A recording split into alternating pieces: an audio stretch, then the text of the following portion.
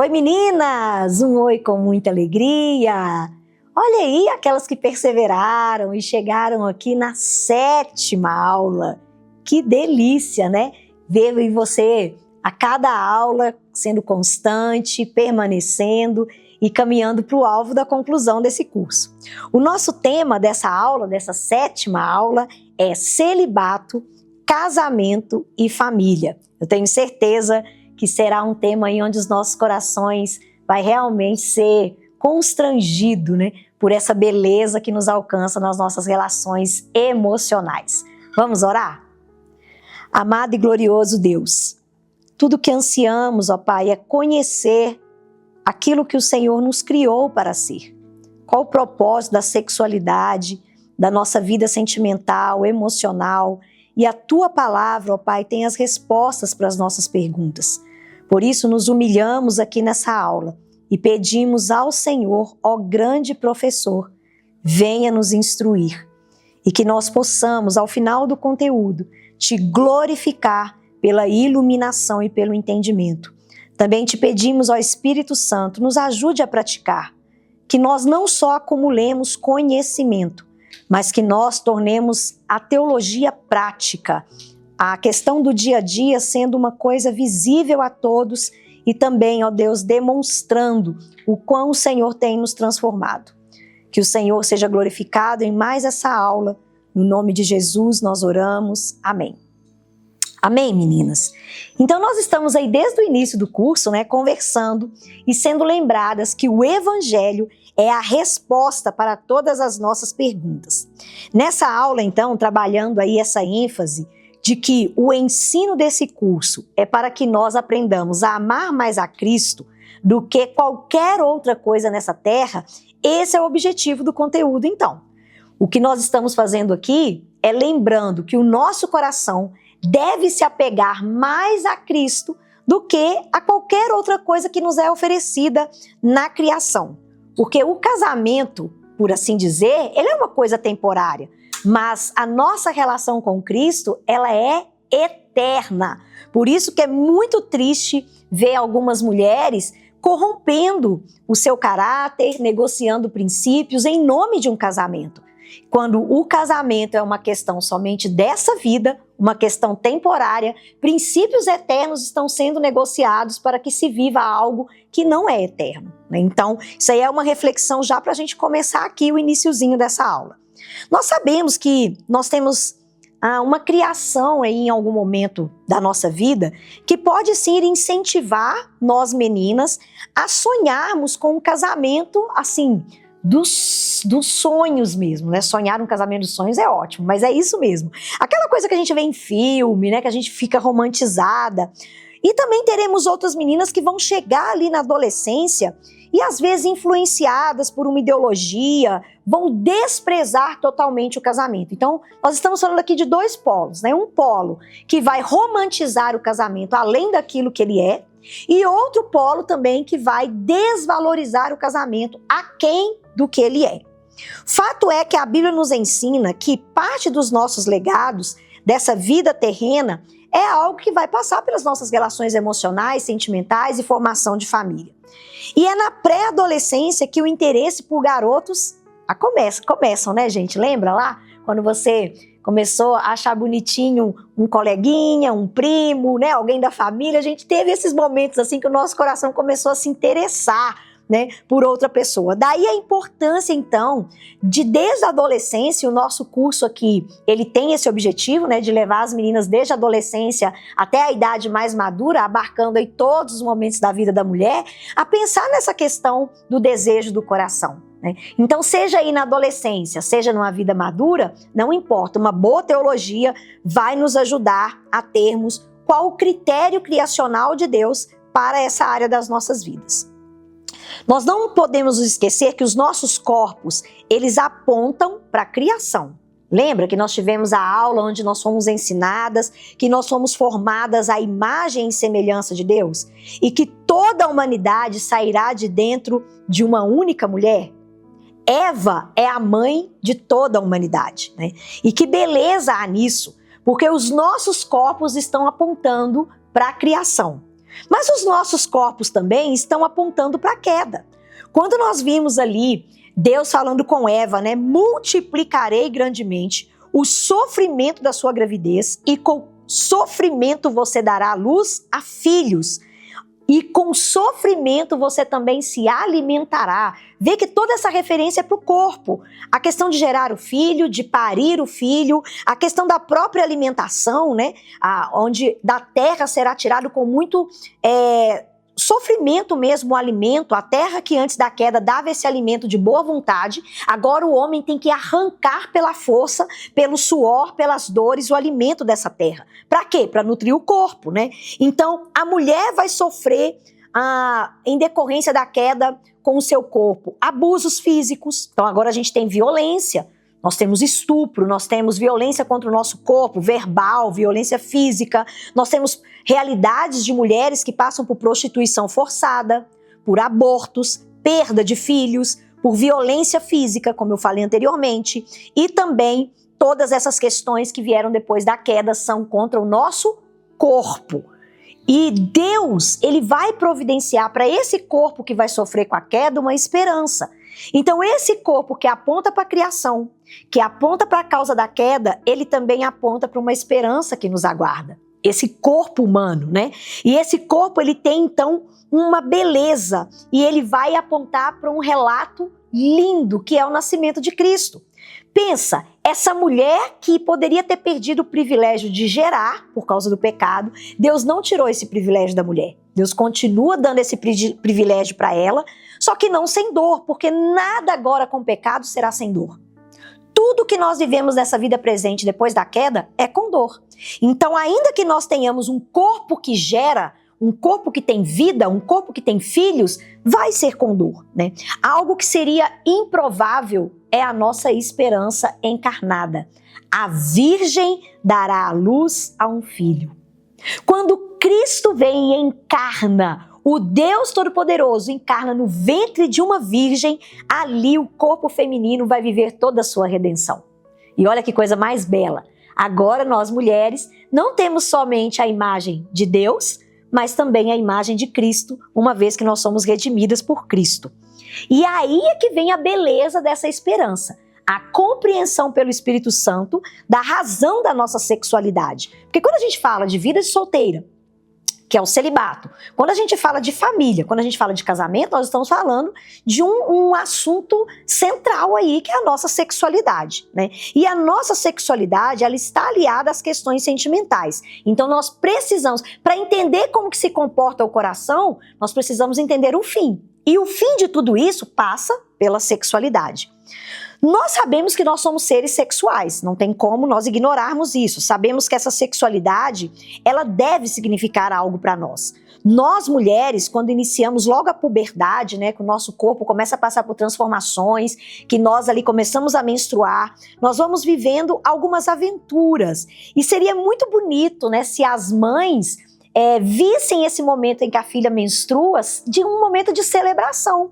Um momento em que a infância foi vivida com tudo que ela tinha direito e agora uma vida adulta será vivida com tudo que ela tem direito, com toda a sua beleza, com toda a sua centralidade em Cristo, a sua santidade, com essa sexualidade para servir a Cristo. A mulher cristã, ela vê a sexualidade dentro de uma aliança que está dentro do casamento. Então essa sexualidade, ela também precisa ser santificada, ora no tempo de solteira, ou seja, não tendo nenhum exercício sexual, ora na vida de casada, quando ela pratica a sexualidade. Porque a santidade, ela não está desvinculada do momento da mulher. Se a mulher é solteira, requer santidade. Se a mulher é casada, requer santidade. A santidade também no exercício da vida sexual. A palavra de Deus nos aponta o propósito do porquê sermos sexuais. A Escritura começa lá com Adão e Eva e termina um casamento. Deus cria Adão, Deus cria Eva, tudo isso termina num casamento. Esse casamento aponta para um casamento muito mais amplo, que é o casamento de Cristo com a igreja. Então você tem, com Adão e Eva, a prévia de um casamento que aponta para o último casamento, porque Cristo irá se casar com a sua igreja. Ele está aguardando a sua noiva. Então, esse primeiro casamento aponta para o último casamento. E o relacionamento íntimo do homem, esse homem e mulher que se unem na relação sexual, reflete algo santo e belo. Reflete a intimidade de Cristo com a sua igreja. Essa é a resposta para a compreensão da nossa sexualidade. Porque a vida sexual, ela reflete a beleza, a santidade, o gozo daquilo que Cristo tem com a sua igreja. Nesse tempo do estudo sobre sexualidade, eu quero conversar com vocês primeiro sobre celibato e castidade, né? Então aí no material escrito, digitalizado, ou se você imprimiu, você tem aí um corpo, né, de conteúdo mais denso. A nossa aula que a gente tenta fazer um compilado disso aí, mas eu sempre incentivo vocês a lerem a aula, né, gente? Pra gente estar aí bem antenadinho no que a gente está conversando. Na questão, então, do celibato e da castidade, nós não podemos ver a vida de casada superior à vida de solteira. Muitas vezes nas nossas igrejas nós percebemos isso, né? As pessoas começam a criar dois grupos de cristãs. A mulher casada é um grupo superior, a mulher solteira é um grupo inferior. E há aquela expectativa de que essa mulher se case para quê? Para ela ser feliz, para ela ser realizada. Mas a Bíblia não nos fala disso. A Bíblia não fala que o casamento é que vai fazer alguém feliz. Você pode sim, na sua solteirice, dedicar ao Senhor e viver a completude do Senhor. Por quê? Porque Ele é a nossa alegria. Ele é o companheiro perfeito. Ele é o homem perfeito e não o homem humano. Esse homem humano, por mais que nós o amemos e por mais que Ele nos ame, Ele não é capaz de suprir as nossas carências. Ele não é capaz de nos dar algo superior que nós vamos encontrar somente em Cristo. Cristo é o relacionamento perfeito. E eu queria também enfatizar aqui que castidade é diferente de celibato, né? Celibato é o momento em que a pessoa dedica a vida solteira dela para o Senhor. Então, ela não foca a sua vida no relacionamento humano, ela se dedica para servir ao Senhor, ela se dedica na igreja local, ela se dedica na sua vida devocional pessoal, no seu crescimento pessoal. Então é o momento em que a pessoa vai fazer um bom curso de teologia, vai ler algum livro, vai se envolver ministerialmente. Tem mulheres que vão se dedicar à vida missionária transcultural, né? Vão ir para bases missionárias, irem para outros países. Tem mulheres que vão ter a vida do celibato por toda a vida. Isso também homens, viu, gente? Eu tô focando aqui em mulheres, porque o nosso curso é para as mulheres, né? Mas a vida de celibato, ela pode ser dedicada uma vida inteira. A pessoa pode falar, olha, eu não quero casar, não tenho vontade de casar, eu quero dedicar a minha vida para o Senhor. Ou ela pode ser por um momento parcial. Uma jovem aí, ela pode dizer o seguinte, olha, eu quero dedicar 5 anos da minha vida em celibato ao Senhor. Nesse momento, eu não vou me abrir para nenhum tipo de relacionamento sentimental. Ou pode ser em algum momento da vida madura.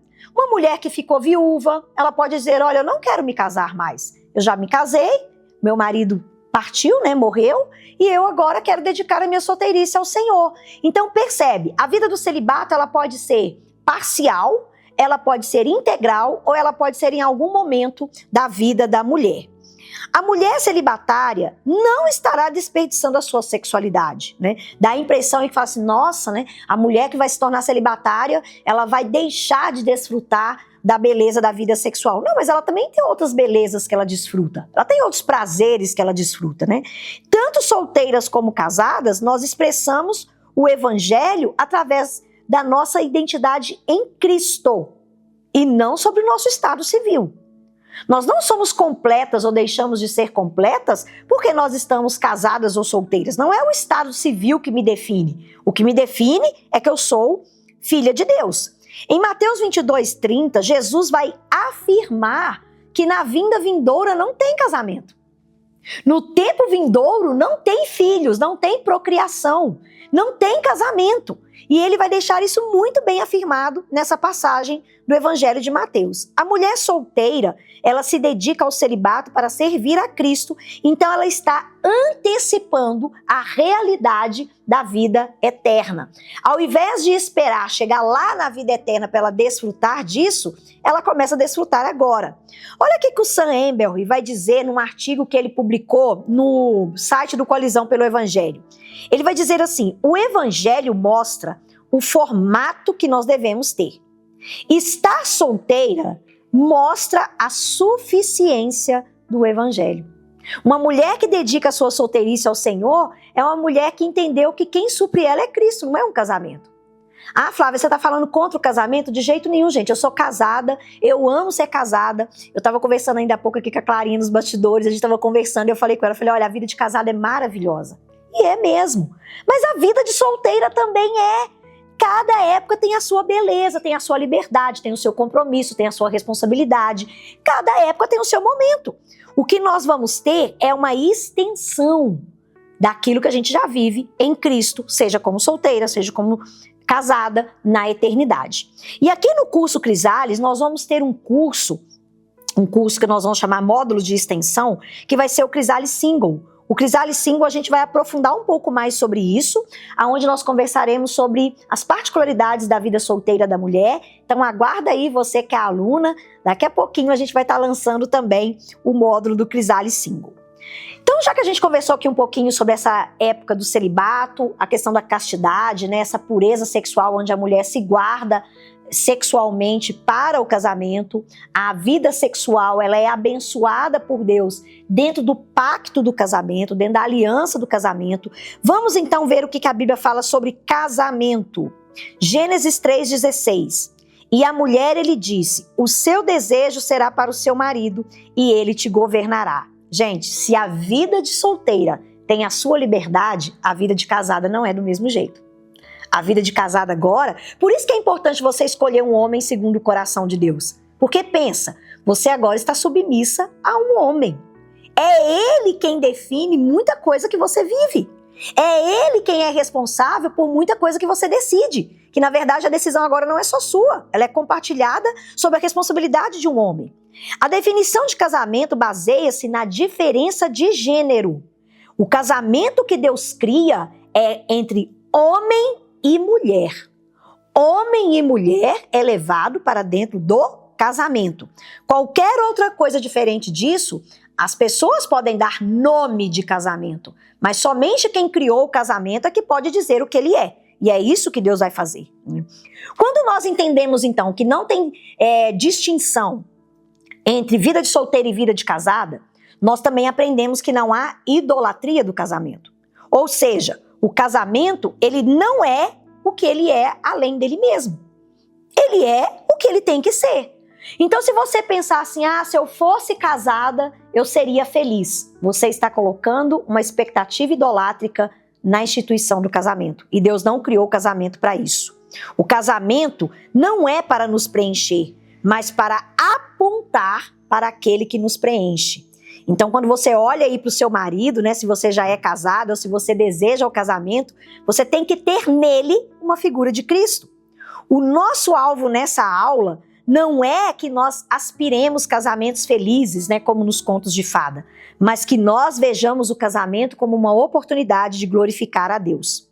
O casamento é o grande teste para ver se nós realmente somos submissas. Sabia disso? Sabia que o casamento vai testar se nós somos submissas ou não? O casamento, gente, é o relacionamento mais íntimo que nós desfrutamos com uma pessoa. O que você tem dentro do casamento nem se compara ao que você vive com seus pais e nem se compara ao que você vive com seus filhos. O cônjuge conhece um ao outro numa intimidade muito particular. A palavra de Deus vai dizer que essa mulher que vai para dentro de um casamento, ela precisa ser uma mulher virtuosa. Uma mulher que está disposta a se submeter, a trabalhar. Ela precisa ser uma esposa excelente. Eu sempre falo isso com as meninas solteiras. Eu falo, olha, se você não está disposta a cumprir o seu papel como esposa, não case. Porque primeiro você tem que conhecer o seu papel como esposa do que a Bíblia diz e falar, não, eu quero isso aqui. Porque tem gente que vai para dentro do casamento, gente, e ela não quer ser esposa. Ela quer ser tudo, menos esposa. Não, a Bíblia precisa nos dizer o que uma esposa é. Lá em Provérbios 31, está descrito aí na sua apostila, vai dizer que a esposa excelente, ela teme a Deus. O seu valor excede qualquer outra situação. Ela é boa para o seu marido. Ela é confiável. Você já pensou nisso? Que para ser uma esposa bíblica nós temos que ser confiáveis? Será que os nossos maridos podem confiar em nós financeiramente? emocionalmente, no cuidado da casa, no cuidado com os filhos? Será que o nosso marido pode confiar em nós, na nossa relação com Deus, né? Essa mulher, ela precisa ser sábia. Essa esposa excelente precisa ser generosa, trabalhadora, destemida, bondosa, louvada, respeitadora dos seus maridos. Como que isso é difícil, gente? Eu falo por mim. Há uma guerra na nossa carne para que nós desrespeitemos os nossos maridos o tempo inteiro. Mas não é esse o papel de uma esposa excelente. Essa esposa excelente também é cuidadosa. Ela é abençoada pelos seus filhos. Isso não quer dizer que ela é perfeita. Ela é madura. E essa maturidade está na integralidade que ela tem com Cristo. Aonde nós falhamos, Cristo é a nossa completude. Cristo é a nossa salvação. Cristo é a nossa obediência daquilo que nós temos dificuldade de obedecer. E qualquer mulher cristã que conhece e obedece os mandamentos divinos escritos na sua palavra, vai se tornar essa mulher. Talvez você olhe aí para a mulher de Provérbios 31 e fale, impossível ser essa mulher. Mas se você for guiada pelo Espírito Santo e se submeter à lei de Deus, você vai se tornar essa mulher. Não por você mesma, mas pela própria obra do Espírito Santo em você e também em mim. Olha o que a carta de 2 Pedro vai dizer no capítulo 1, versículo 3. Pelo poder de Deus, nos foram concedidas, ou seja, não é nossa, Deus nos dá, todas as coisas que conduzem uma vida de piedade, pelo pleno conhecimento daquele que nos chamou para a sua própria glória e virtude. Então nós recebemos de Deus condições de sermos virtuosas. O pecado é um único impedimento para nós sermos essa mulher. Deus é um Deus que é o nosso auxiliador em toda a nossa deficiência. João 14,17. É o Espírito da verdade, que o mundo não pode receber, porque não o vê, nem o conhece. Mas vocês, eu sou apaixonada com esse versículo, porque ele vai dizer, vocês o conhecem. Uma mulher cristã, ela conhece o Espírito Santo de Deus. E o texto vai dizer, porque ele habita em vocês e estará em vocês e vos ensinará todas as coisas. Ai, gente, ainda faz a gente lembrar o que a gente esquece. Fala sério, que a palavra de Deus é muito linda, né? O casamento, então, é uma lembrança de que nós temos todos os recursos em Deus para voltarmos a sermos aquela mulher para a qual nós fomos criadas. E não uma mulher diferente do propósito que Deus criou para nós. Para finalizarmos aqui o conteúdo, vamos falar também sobre os filhos. Mesmo com a queda, falei isso no início dessa aula, Deus não nos privou da beleza de nós gerarmos filhos, né? Eu tenho o privilégio de ter gerado um filho sem trompa, né? Estéril. Eu perco as duas trompas, eu perdi com gravidez ectópica e Deus me deu a graça de ter um filho totalmente impossibilitada biologicamente, né? E eu falo, meu Deus, quanta bondade! E realmente aonde abundou o pecado, superabundou a graça de Deus. Porque o pecado, ele falou para o meu corpo, você não vai ter filho. Mas a graça de Deus, pela sua bondade, me deu essa condição. Mas se você é uma mulher que é estéril e não pode ter filhos, você pode ter um critério de adoção, você pode adotar uma criança, ou você também pode falar, olha, eu não quero ter filhos. Gente, não tem problema, você só tem que pensar o porquê de você não querer ter filho. Essa é a pergunta certa. Não é errado um casal não querer ter filho, tá bom? Pode ter aí várias situações onde essa condição está implícita. Mas qual é a motivação?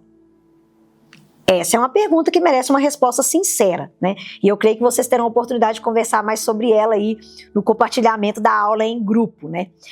É da mulher que veio a queda. Nós vimos ali Eva comendo do fruto do conhecimento do bem e do mal e compartilhando com seu marido. Lembra disso? Mas a bondade de Deus também deu a Eva a oportunidade dela ver lá na frente o cumprimento em Maria e de Maria também vir o Salvador. Então de Eva vem o pecado, mas de Maria também vem o Salvador.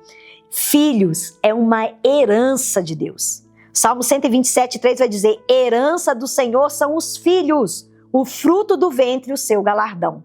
Por isso, é o que eu perguntei, qual a motivação de uma mulher não querer ter filhos? É por saúde? Ela corre risco de vida se ela for gerar um filho? Esse é um critério. É um critério onde o casal tem ali uma situação particular, familiar, tem algum cuidado com alguém da família que, se tiver um filho, não vai conseguir cuidar bem desse filho, porque já cuida dos pais, ambos os pais estão idosos, moram com eles, são deficientes, tem situações. Quais são as situações que impedem esse casal de ter filho? Agora, não querer ter filho. Porque eu não quero estragar meu corpo. Porque eu quero viajar. Porque eu quero ter a minha liberdade. Não, isso aí é egoísmo e isso não é bíblico, né? Nós somos uma geração que despreza a herança do Senhor. Você já pensou Deus te dar uma herança? Gente, filho é herança de Deus. Quem é que nega uma boa herança? Quem é que nega a herança de uma pessoa boa? E Deus é a única pessoa boa, na verdade, né? Todos nós somos ruins, só Deus é bom. Então, o único maior motivo para nós não queremos termos filhos, dependendo do estudo do caso, é por questão de egoísmo, né? E aí nós devemos realmente sermos instruídos pela palavra de Deus. E algo que eu quero conversar com vocês aqui e também reforçar aí no material escrito gente, por mais fofo que seja, pet e planta, não é seu filho. Seu filho é uma pessoa gerado de você, que carrega a imagem e semelhança de Deus. Deus, quando cria o homem, ele difere homem e criação. E ele coloca o homem para gerir a criação, para liderar a criação. E somente o homem carrega a imagem e semelhança de Deus. Quando nós chamamos um pet de filho, uma planta de filho, quando você diz eu sou mãe de planta, eu sou mãe de pet, você está ferindo o caráter de Deus. Deus falou, eu não coloquei a minha imagem e semelhança num animal. Provérbios 12:10 vai dizer que o servo de Deus, ele cuida bem da criação, ele cuida bem dos animais, ele cuida bem das suas plantações, das suas plantas. Gente, é lindo e é confiável por Deus o cuidado com a criação. Você pode sim ter o seu animal de estimação, cuide bem dele, mas se lembre, ele tem o lugar dele no papel criacional. Ele não é filho, ele é um animal de estimação, que você pode amá-lo com o amor que um animal tem que receber e não substituí-lo por um filho que você quer ter aí a mesma categoria de um ser humano, né? Isso é uma afronta. E eu quero te desafiar, você, se for preciso, pare a aula aí agora, né? Dá uma pausa, reflita sobre isso, estude o material que está aí na sua mão e ore. Fala, Senhor, eu não consigo, eu já vinculei meu coração com esse sentimento, eu fui alimentada por essa geração, eu quero me arrepender disso, eu quero ter o meu animal no lugar que ele merece, eu quero desejar um filho no lugar que ele merece, eu não vou chamar um filho humano e um filho animal e um animal de mesma coisa de filho, né? Então se arrependa, peça ao Espírito Santo, ele é o maior interessado a te conduzir nesse arrependimento. No nosso material também, nós conversamos sobre a beleza de nós instruirmos os nossos filhos para a eternidade. Aí na sua apostila você tem um conteúdo maravilhoso sobre isso. Lembra, nós passamos o pecado para os nossos filhos. Nós herdamos o pecado dos nossos pais, que originou lá em Adão, e nós somos responsáveis em transmitir a natureza do pecado para os nossos filhos. Os nossos filhos nascem em pecado. E nós já falamos aqui sobre isso. Você não tem que ensinar uma criança a fazer o que é errado, você tem que ensinar ela a fazer o que é o certo, porque o que é errado ela já sabe, desde a mais tenra idade. Então é nossa responsabilidade como mulheres cristãs ensinarmos os nossos filhos para a eternidade. Que os nossos filhos possam conhecer a Deus para que eles se decidam viver a eternidade longe do inferno, longe da condenação. Para concluir então, o que podemos reforçar aqui é a importância do culto doméstico, aonde todas essas situações serão reforçadas, tanto da vida solteira, como da vida casada, como da vida com filhos, para que o nosso lar ele seja um ambiente de adoração, de disciplina e com prazer na esperança daquilo que nos aguarda. Para casa. Toda a nossa aula aqui a gente sempre lembra do para casa, né? Então quero deixar aqui para a gente refletir no para casa. Qual o valor do casamento para você? Você parou para pensar nisso? Se você é solteira, se você é casada, qual o valor do casamento para você? Discuta isso com seu grupo e veja se ela está alinhada com o que você aprendeu na Bíblia, né? Sobre esse valor que você dá para o casamento. Qual o lugar do casamento aí na sua valorização? Se você tem filhos, viu? As meninas aí que já são mães, e eles já têm idade para interagir, Pergunte aos seus filhos quem é Deus para eles. Fala, filho, quem é Deus para você? E também confirme aí se a resposta do seu filho é a resposta de alguém que está sendo ensinado sobre quem é Deus nas Sagradas Escrituras. Se você tem filhos e eles ainda não estão na idade de interagir, são bebês, leia um salmo para eles essa semana, né? Durante aí até chegar na próxima aula, escolha um salmo e leia para o seu bebê. Isso é lindo também. As mães falam, depois que eu tive filho, eu não tive mais tempo de ler a Bíblia. Gente, qual o problema de você estar com seu filho amamentando e estar com a Bíblia ali no áudio, coloca o telefone no áudio com a Bíblia e você e seu filho ouvindo a palavra de Deus, né? E eu oro até para que isso crie um hábito, para que os momentos que você está se dedicando à maternidade seja um momento também de riqueza da leitura da palavra de Deus. Tenha um tempo de reflexão e se arrependa de todo o egoísmo por não servir sua família com bondade e amor. Faça algo para eles que reflita essa postura de arrependimento. Então esse também é o último para casa dessa aula. Se arrependa das vezes que você fica reclamando, né, que você lava vasilha, que você cuida da casa, que só você que faz isso, só você que faz aquilo. Se arrependa disso. A mulher que vai servir a família, ela tem que fazer isso com prazer, com amor. E fazer isso sem prazer, sem amor, sem bondade, é também entristecer ao Senhor. Então, eu espero que essa aula aí tenha te trago boas reflexões, tenha te conduzido ao arrependimento como ela tem me conduzido. E a gente se vê na nossa próxima e última aula, hein, meninas? Tchauzinho, nos encontramos lá.